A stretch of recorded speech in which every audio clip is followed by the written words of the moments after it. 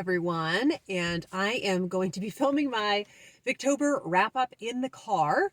I am here anyway after going to the library, and I'm going to film my Saturday video, but I first wanted to do my Victober wrap-up. So I am thrilled to say that this was a very good Victober, and I just find that my overall morale is better when I have books that I am enjoying.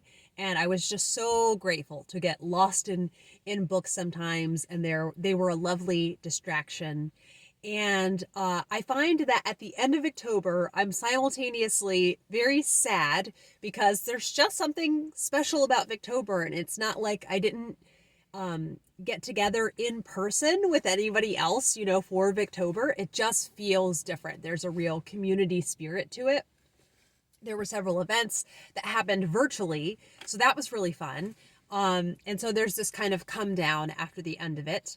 And knowing that I'm always going to be kind of torn with how much Victorian literature to be reading throughout the year. And this past year, I took a pretty decent break from a lot of Victorian reading. I read a little bit of Charlotte Mary Young and then did some rereading. So it was really nice to read so much. But then when November comes, I also find that there is this delightful sense of freedom as far as I won't be having this self-inflicted pressure constantly during October to be checking more Victorian novels off the list. And like I said, it's completely self-inflicted. I think nobody thinks if you're doing Victober that you need to be reading tons of books because the books are just longer.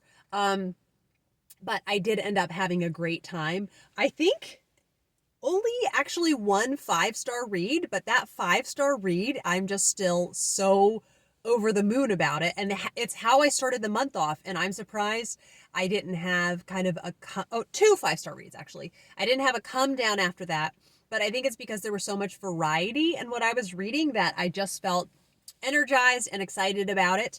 And so I think my number that I told you before was 43 Victorian novels that I needed to read by October 1st of 2025.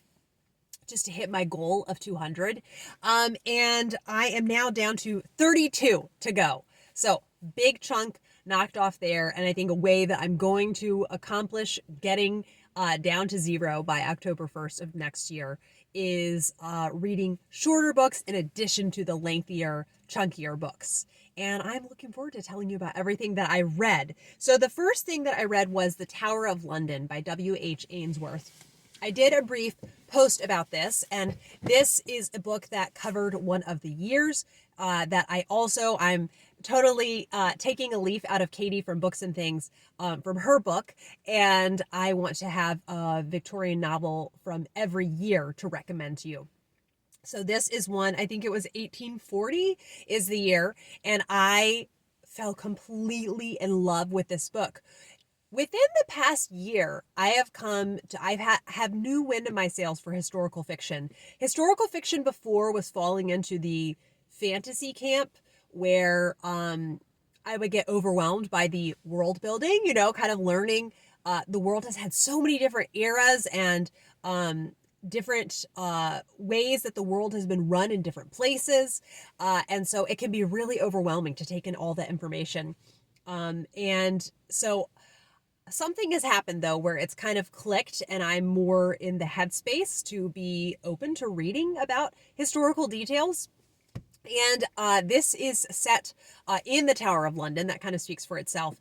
And this is really heavily about Jane Grey, who was queen for 9 days, and then Mary Tudor, aka Bloody Mary, who usurped her. And then, so Jane Grey, who was, I think they think she was 17, and she was queen for 9 days, and then held captive for around 6 months, and then beheaded. And it was just very, very sad. I didn't really know much about Jane Grey. I think I knew there was a queen who was queen for 9 days, but I hadn't really given it much thought. And so it's interesting because I do think overall that Ainsworth did a pretty good job at being fairly unbiased. at his portrayal. But I do think it slightly came across that he was a bit more sympathetic with Jane Grey, which, being raised Protestant, I kind of feel pretty sympathetic to Jane Grey. And I will say there were a few scenes of torturing of Protestants, and that was really hard for me to get through. I find him actually a pretty resilient when it comes to reading historical details. I'm just kind of braced for it, but that was really, really hard.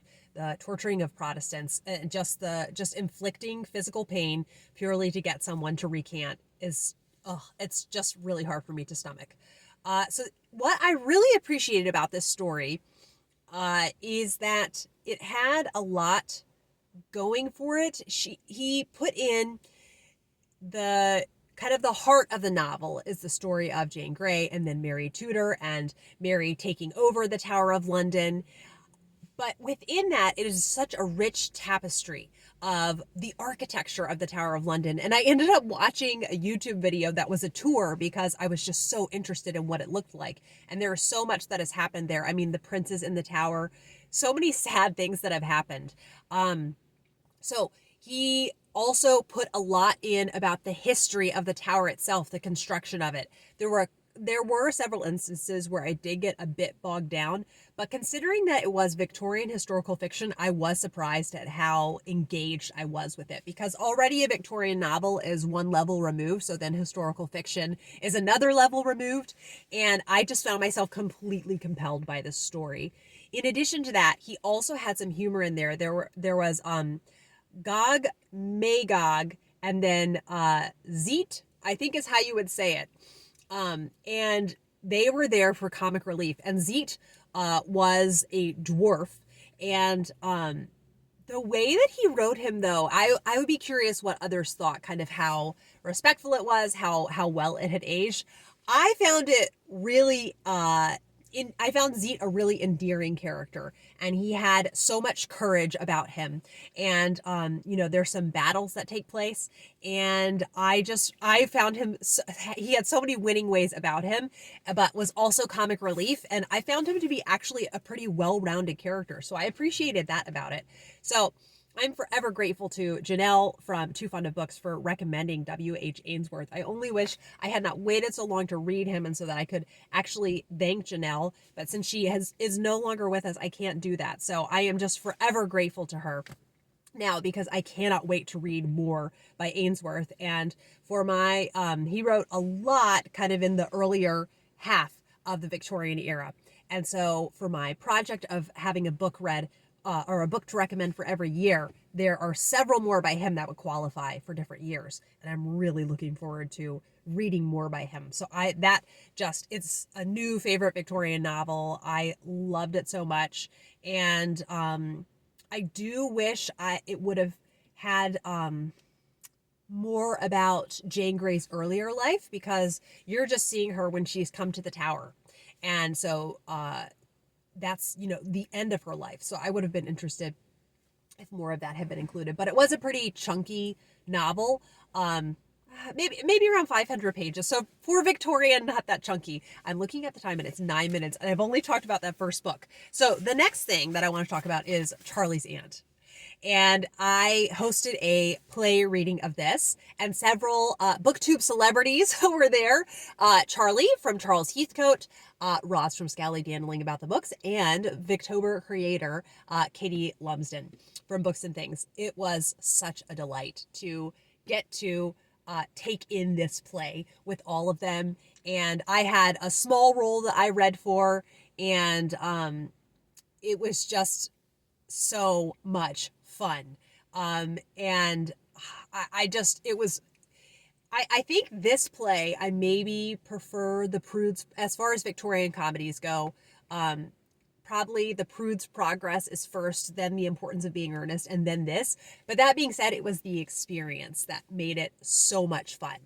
So yes, Charley's Aunt, it's a really funny, is it comedy of errors maybe? Just a crazy set of circumstances that happened, and it was really enjoyable to read this. So definitely glad that I read this, and that I didn't just read it on my own. It made it so much more fun to read it with friends. Then I want to talk about a book that I have two books I have complicated feelings about. So the first one is Coming Through the Rye. And both this book, Coming Through the Rye, and the next one I'm going to talk about, Wylder's Hand, they both ended up getting 3 stars. And at different points when I read them, I thought, is this going to be a 5-star book? And then maybe it's 4-star, and then it drops down to 3.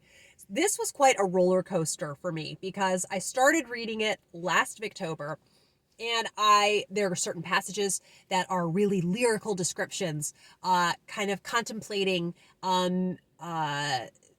existential issues and beautiful descriptions of the landscape around her. And, I'm such a sucker for that. And really funny, comical things that happen within her family, kind of anecdotes. Her father is a real grump. And there's some really funny things that happen because of that. And just when she and her siblings are young, I think that was honestly my favorite part of the book. This is a coming of age story. So, that's going to be just the very beginning of the book. I found the writing style to be quite contemporary. I think it felt really accessible. So I do think this is hard to come by, Coming Through the Rye, unfortunately. But Helen Mathers might be a good starting author. Then once the romantic entanglements started, as she's getting to be a teenager, an older teenager, I ended up setting it down and thought, I'm not interested in reading this. This August, I felt compelled to pick it up again, and I did, and I was really enjoying it because her writing style is so engaging, and I loved that about it. So this was a case of I loved the writing style, but it was all the wrong plot choices.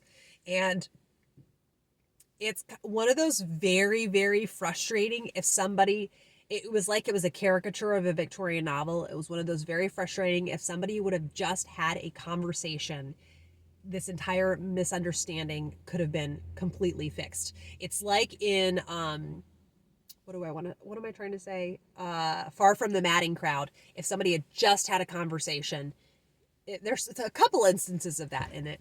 And so that to me was so frustrating. So it's interesting because there's certain Victorian novels where that comes into play. If somebody had just had a conversation, it would have been fixed. But for some reason maybe it feels more authentic. This just seemed a bit unbelievable. And then also, there's something that's a spoiler, so I can't be specific at all. But just because of certain circumstances in my life, I found this plot element to be completely and utterly devastating. And so it's such a shame because there were parts of this that I really, really liked. But then I just felt so sucker punched by the ending. But as I'm sitting here thinking about it, I'm not mad about it. It was just pretty rough to go through it the first time. And now even as I'm thinking about it, I'm thinking like, I'm not saying I won't ever read it again. So it was just a very mixed reading experience. And it's really devastating when that happens, when you think at certain points, is this a 5-star book? But coming out of it overall, I don't think I'm left with a bad taste in my mouth. Now I'm processing it. So yes, just kind of mixed. Now, Wylder's Hand, I'm not feeling like I want to reread ever. I will say Sheridan Le Fanu's writing is so captivating. I do want to give another try to his book, The House by the Churchyard. That one, I didn't find myself kind of engaged immediately, but I've heard that it's really worth it once you push through. But this Wylder's Hand, I was immediately engaged with. And you're following... Wylder is one of the main characters, and then there is a sibling duo, Rachel and Captain Lake, and then in addition to that, there is Wylder's fiance, Dorcas. Now, there is a bit of a love triangle that happens, and I don't think I want to give too many details for the love triangle. I will say one of the men in this novel is completely dastardly. And the two female characters, Rachel and Dorcas, I found completely fascinating. I loved every single chapter that I had with them because they felt pretty like a breath of fresh air compared to some of the Victorian characters that I read about. They just felt really different. And so I was so fascinated by them. What are their motivations? Kind of what is their friendship going to turn out like? And I just was really interested in them. So it felt a bit like the experience of reading No Name by Wilkie Collins, where there's two sisters, and the sister that I was more interested in, you get much less page time with her. So you get to spend a lot of the book with the dastardly villain, and I wanted to spend the book with Rachel and Dorcas because I was rooting for those characters, right? I wanted them to have their happy ending. And I just feel less emotionally invested in a book where I'm spending the majority of it with the villain. And that's where I think Uncle Silas, I loved it so much because Maud, the main character, you are rooting for her. You want her to be safe. You want her to be okay and to thrive. You want her life to be good. And so you're so invested the entire time that you're reading. And I was cheering Maud on. Everything is from Maud's perspective, and I just found the whole thing completely captivating. Whereas this, I wanted it to be from Rachel and Dorcas's perspective, and it just wasn't. It was fascinating. I didn't expect a couple of plot points. I was very shocked by them. So I do think maybe it's worth a try for you, but it just wasn't quite what I was hoping. But if you are someone who likes to kind of follow the villain closely, I think this might be worth a read for you. Then one that after the Tower of London, and then I felt kind of so-so about Coming Through the Rye and Wylder's Hand, was the biggest treat, was Ellen Middleton by Georgiana Fullerton. This is a book that I heard Charlotte Mary Young rave about in one of her letters, and then somebody on the Victober Discord said they read it last year and had not been able to stop thinking about it. And I started reading it, and I could not put this book down. I could not stop reading it. And I was so interested in this story that I was willing to listen to the terrible LibriVox narrators narrate it. When you get invested enough in a book, like, you can put up with a kind of subpar narrator. So when I could not be just zipping through the Kindle copy, I was listening to the audio of it. And this book is such a compulsive read. And I would say that it is the most dramatic sensation novel I have ever read. And what was I going to say? So this is, I think it's the 1839 might be the publication date. This covers another year. So I have another year checked off.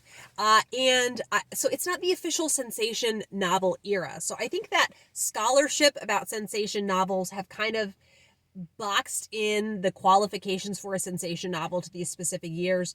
But I don't know. This felt very much like a sensation novel. So it predates that official category, but it really felt like it to me.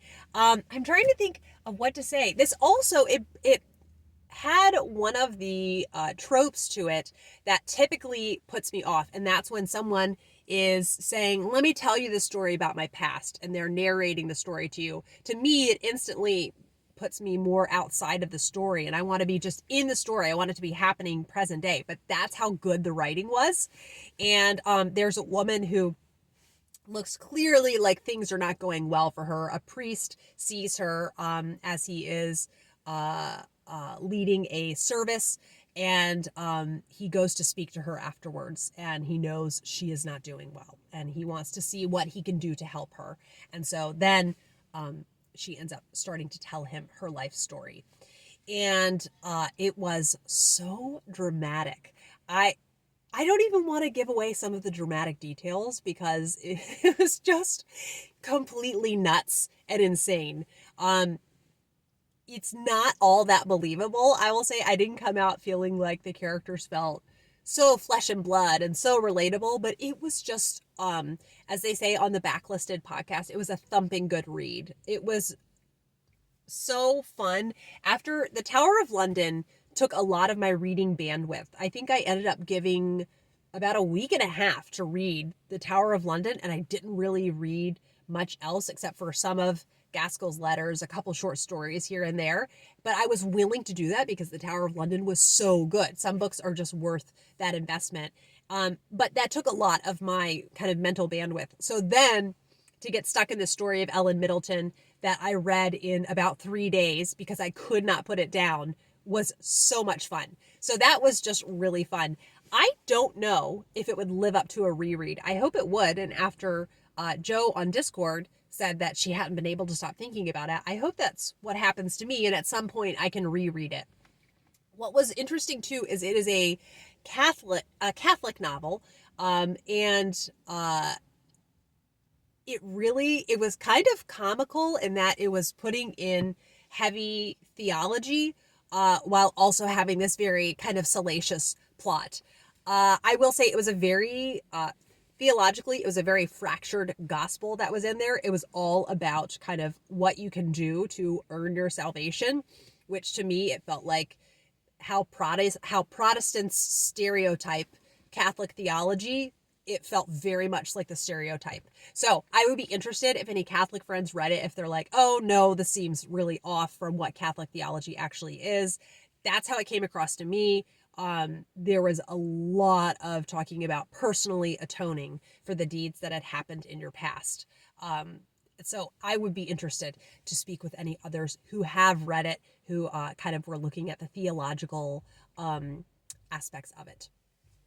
Okay, then, did I forget? Oh, no, I didn't. Okay, here it is. All right, an unusual reading experience, The Green Graves of Balgowrie. And this is by Jane Helen Findlater. And I loved her book that she wrote with her sister, Crossrigs. Somebody is just parked next to me and their music is really loud, and I hope it doesn't come through on the video. But this felt like a fairy tale in novel form. There are these two sisters.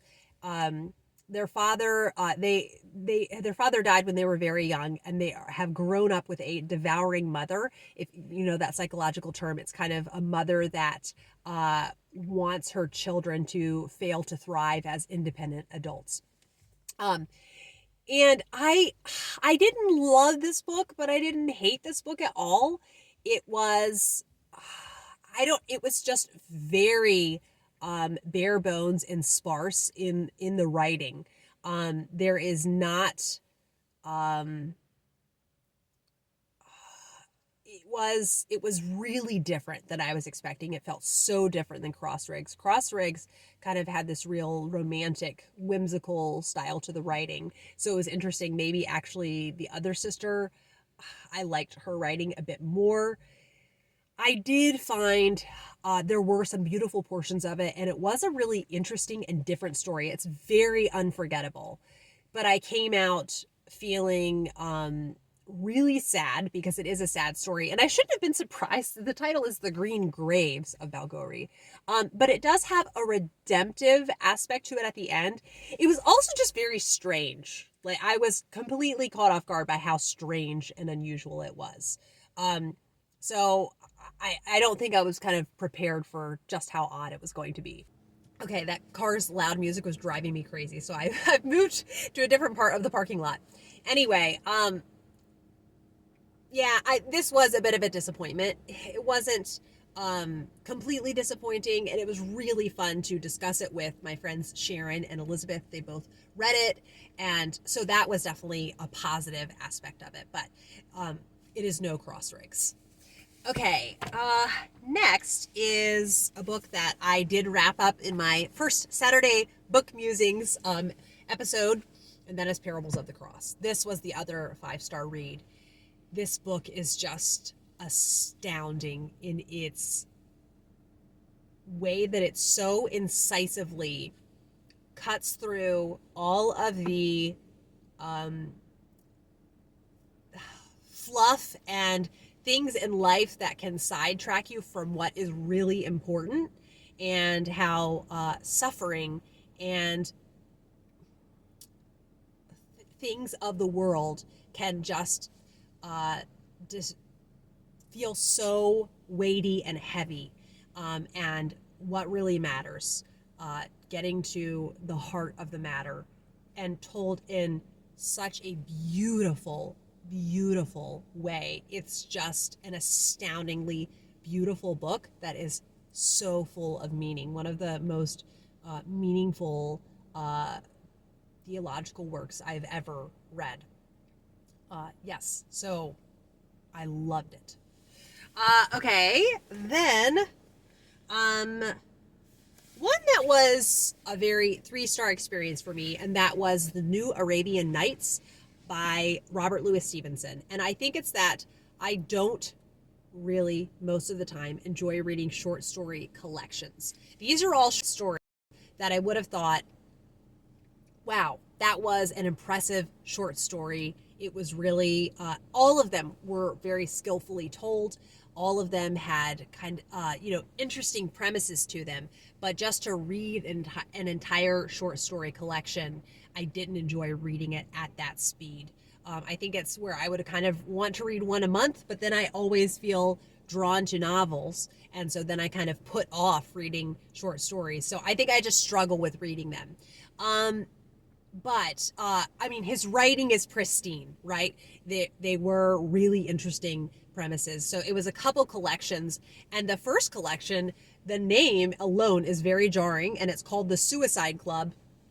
And the stories themselves are that jarring. There is this club where there's several just evil people who want to convince young men who feel they have no purpose in life to take their own lives. So it's very dark, and I feel like you don't necessarily feel like good wins in the end of them. So I will say you have to kind of brace yourself if you're going to read that. And then several just unrelated stories are also in that. So yeah, I struggle with reading an entire collection of short stories. Then I did end up finishing Poems and Prose by Christina Rosetti. Oh my goodness. I adore this woman. I adore Christina Rosetti. Her poems, there were so many that I marked as ones I wanted to revisit. I just love her style of poetry. I will say that the letters at the end that I had been so excited for were quite disappointing because a lot of them were to her brother, Dante Gabriel Rossetti, and all about little edits she had been making to her writing. And they just weren't what I was hoping for at all. I wanted to hear kind of about her hopes and dreams and aspirations for life instead of kind of specific edits that she was making to her stories. So it just didn't make for interesting reading. Also, in the devotional prose, I enjoyed so much of it. The last section, though, is a lot of eschatology and commentary on the book of Revelation. And that, to me, eschatology is not a study that I am interested in, because to me it's not actually what ultimately matters. I'm just content for eschatology to be a mystery. That's basically what kind of how I feel about it. I'm content just kind of having there be some mystery there. But overall, this was such a treat, and there's so many poems that I want to go back to and revisit. Several I'm considering memorizing, so I would like to have memorizing poetry be more of a thing that I do. Then another highlight that was completely unexpected. So I was not at all expecting to fall completely in love with a historical fiction this Victober. In addition to that, a swashbuckling adventure. Did not see that coming. But wanted to check off another year to have to recommend. And so in that year, kind of earlier in the Victorian era is what I'm working through, was Percival Keane by Frederick Marryat. Frederick Marryat is an author that I feel like a fair amount of the public would know his name today. He wrote Seafaring Adventures, and I went into this knowing that I would not enjoy it, that I would be bored and bogged down by the nautical terms, and boy, was I wrong. And I was so excited to be wrong. Percival Keane is the main character, and you are following his life story, and I completely adored Frederick Marryat's writing style. To me, this is what I always hope a Dickens novel is going to be, and then it just feels kind of nonsensical, and the characters feel very out of touch with reality. And then in reading Percival Keane, the characters felt comical, they felt over the top, but in a way that I was amused and not just kind of perplexed by how odd they were. and I was completely wrapped up in the story. There were some passages that had me laughing so hard, and one instance to do with fireworks in a schoolhouse, and I had to read it aloud to my husband because I was just so amused by it. And you basically follow him from his youth until he has a successful career, and so he's probably around 40 by the time the book ends. And it's a very happy ending. Maybe he's actually even younger than 40. It was definitely not a life story. It was a coming of age story. And in addition to that, he is not sure who his father is. He kind of grows up taking for granted the man he has grown up with as his father. And so that is a big part of the plot. And that was really, really interesting to me. Just something that I wasn't expecting to have as part of it. So I highly recommend Persal Keane. It almost got 5 stars, but then when I think about the 5-star Victorian novels I've read, I'm like, no, it's a solid 4 stars. It was very enjoyable, but it's not ranking up there with them. Yeah, so that was a great note. I think the last day of Victober I finished it. That was so much fun. Okay, then The Eustace Diamonds by Anthony Trollope.